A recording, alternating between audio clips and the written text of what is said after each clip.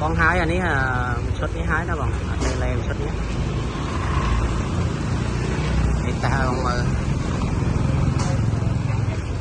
nó những đại cà rô về băng tắt đó bằng lúc riêng máu về xa chặt nó kéo ở đây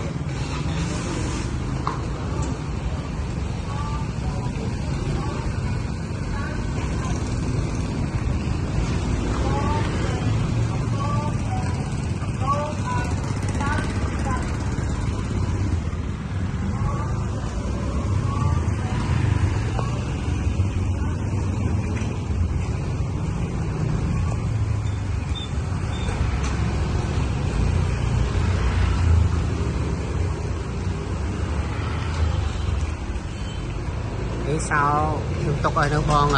nóng muối hay nâng sao phải chọn đi vô muối bằng cây lên là con muối sao phải chọn là con muối đây